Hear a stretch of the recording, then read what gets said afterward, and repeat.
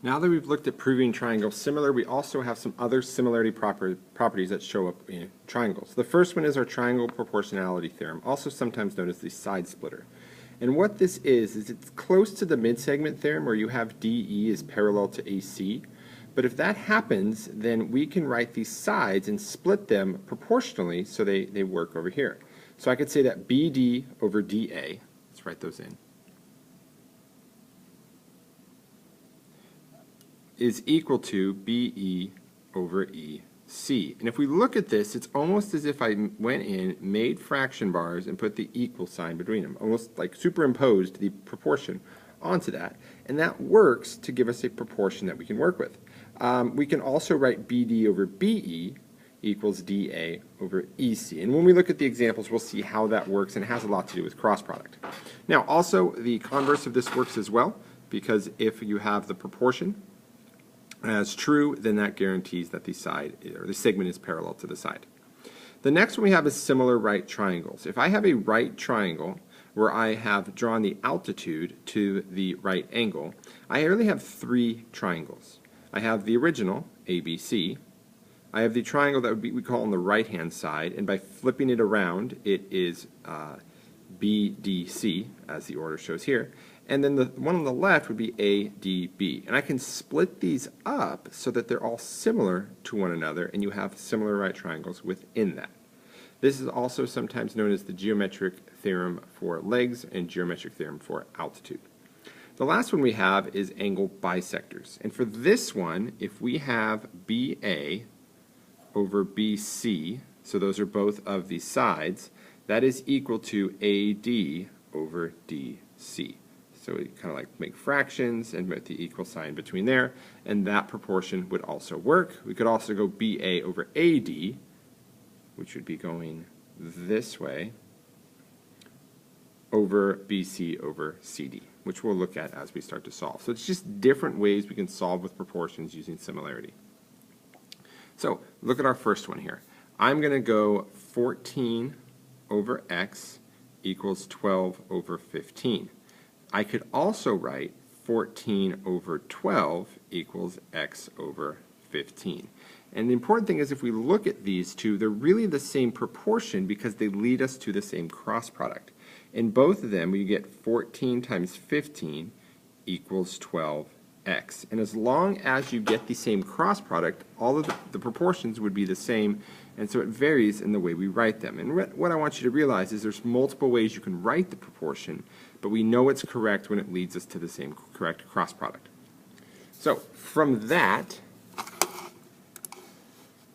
we have 14 times 15, which is 210, equals 12x. Then we get 210 over 12, which is going to be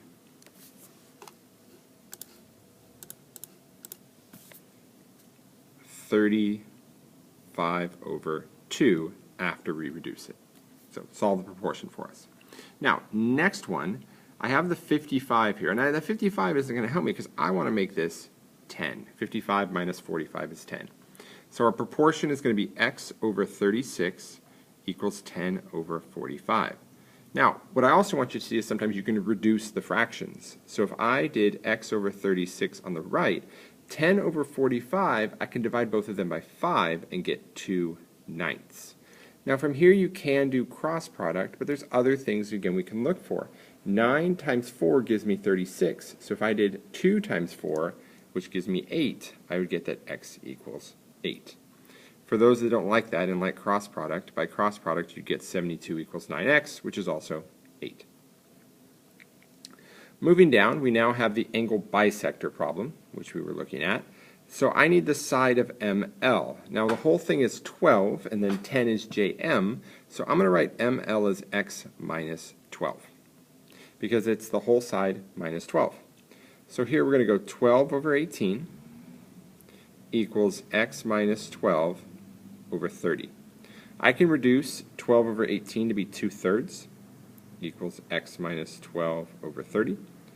By cross product, I now have 60 equals 3 times x minus 12 But instead of multiplying, distributing out by 3, why don't I just divide both sides by 3? So now that gives me 20 equals x minus 12, and x equals 32.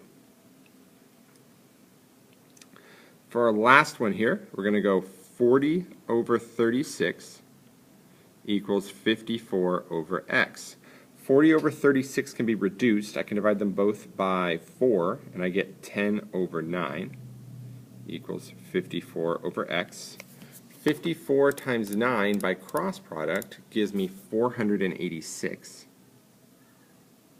equals 10x. So we get 486 over 10, which as a decimal we could write this as 48.6, or it would be 243 over 5 equals x. We would prefer the fraction, reduced fraction, but either one works in this case. Looking at some more. So in our top one here, I don't want the 27. I'm going to do 27 minus 6 and get 21. So we're going to go x over 7 equals 21 over 6.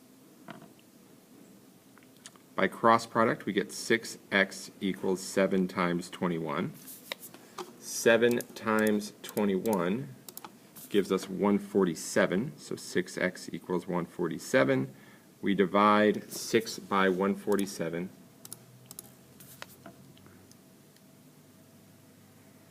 Looks like we can divide them both by 3.